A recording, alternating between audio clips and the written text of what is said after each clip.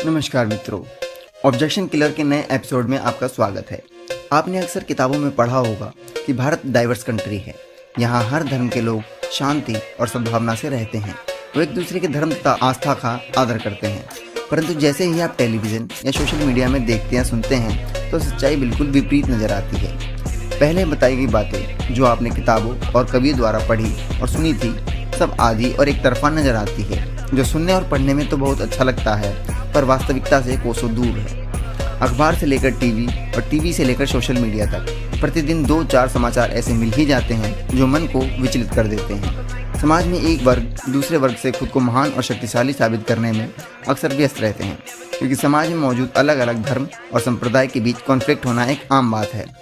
इन घटनाओं का एक मूल कारण है एक विशेष संप्रदाय अपनी विचारधारा के अधीन दूसरे अन्य धर्म के लोगों को अपने संप्रदाय में जोड़ने का प्रयास करते हैं। इसे धर्मांतरण या कन्वर्जन कहते हैं। कन्वर्जन के 2 प्रकार होते हैं। एक प्रकार वो जिसमें व्यक्ति अपनी इच्छा से किसी पंथ से इंस्पायर होकर उस पंथ को स्वीकार करता है। दूसरा प्रकार वो है जब व्यक्ति किसी लालच, ब्रेनवॉश होकर या किसी डर से धर्मांतरण करते हैं। इससे पहले कि हम वर्तमान परिस्थितियों की चर्चा करें, पहले हम कन्वर्जन का इतिहास जान लेते हैं। हिंदू धर्म में कन्वर्जन का इतिहास काफी पुराना है। लगभग 250 साल पहले एक महान राजा हुए सम्राट अशोक। वो पहले ऐसे शासक थे जिन्होंने हिंदू धर्म को त्याग कर बौद्ध धर्म अपनाया तथा वे बौद्धिज्म से इतने प्रभावित थे कि बौद्ध धर्म का प्रचार और प्रसार करने में उन्होंने अपनी राजकीय कोष को ही लगभग खाली कर दिया। यह एक मनोवैज्ञानिक सत्य है, जब कोई राजा अपने धर्म का परिवर्तन करता है तो प्रजा भी राजा को देखकर इन्फ्लुएंस हो जाती है। उस समय भी कुछ ऐसा ही हुआ। अशोक के बाद और भी बहुत से लोगों ने बौद्ध पंथ स्वीकार किया और इसी धर्म परिवर्तन के कार्यों को अशोक के वंशजों ने आगे बढ़ाया। एक समय ऐसा भी आया जब हिंदुत्व या सनातन धर्म अपनी न्यूनतम सीमा तक पहुंच गया था। बुद्धिज्म कुछ और नहीं, केवल सनातन परंपराओं की जटिलताओं को न समझ पाने के कारण बनाया गया एक पंथ मात्र है। उस समय एक और धर्म अस्तित्व में आ चुका था, जैन धर्म, जो बुद्धिज्म की विचारधारा से भिन्न था। इन दोनों ही धर्मों के प्रसार के कारण मास कन्वर्जन किए गए उस समय के राजाओं के द्वारा। परंतु उसके 50 वर्षों के बाद ही पुष्यमित्र सुंग नामक हिंदू राजा ने पुनः सनातन धर्म को स्थापित किया। दूसरे शब्दों में कहें तो भटके हुए लोगों की घर वापसी करवाई। घर वापसी।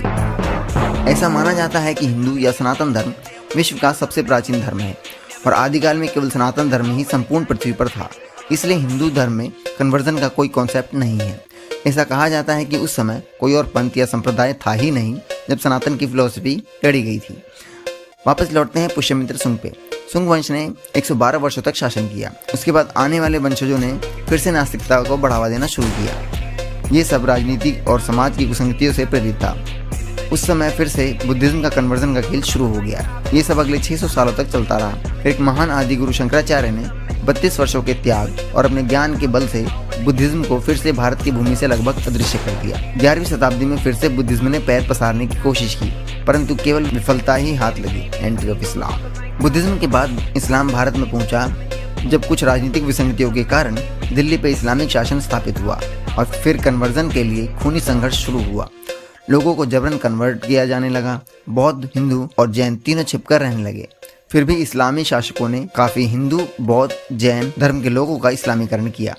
Entry of Christianity. 17वीं-18वीं सदी के बाद एक और मुसीबत शुरू हुई, जो पहले भारत में केवल गोवा और कुछ राज्यों में ही सीमित थी। उस मुसीबत का नाम था क्रिश्चियन मिशनरी। ये स्पेशल कन्वर्जन के लिए ही बनाई गई क्रिश्चियन प्रचारकों की गैंग होती है, जो ब्रेन वॉश करके लोगों को कन्वर्ट करते थे। इनके साथ एडमिनिस्ट्रेशन भी था, क्योंकि ईसाई अंग्रेज उस समय भारत पर शासन कर रहे थे। भारत की आजादी के बाद और चीनी विचारधारा तथा बाबा साहब अम्बेडकर की राजनीतिक महत्वाकांक्षाओं के कारण एक और नास्तिक पंथ का उदय हुआ, जो केवल हिंदू धर्म से घृणा के उद्देश्य से ही भारत के संविधान पीठ के ड्राफ्ट कमेटी के अध्यक्ष बाबा साहब अम्बेडकर द्वारा शुरू किया गया था। इस पंथ का नाम है नवबौद्ध या न्यू बौद्धिज्म। अगर बात करें वर्तमान परिस्थितियों के विषय में, तो अभी हिंदू या सनातन धर्म सिख और जैन धर्म के द्वारा समर्थित है, परंतु हिंदू, सिख और जैन ये तीनों धर्म इस्लाम, नवबौद्धिज्म तथा क्रिश्चियन मिशनरी के द्वारा उत्पन्न चुनौतियों से संघर्ष कर रहे हैं।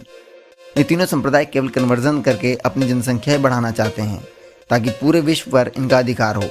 संपूर्ण विश्व में बुद्धिज्म, इस्लाम, क्रिश्चियनिटी में काफी मतभेद है, परंतु भारत में ये तीनों शक्तियां मिल गई हैं।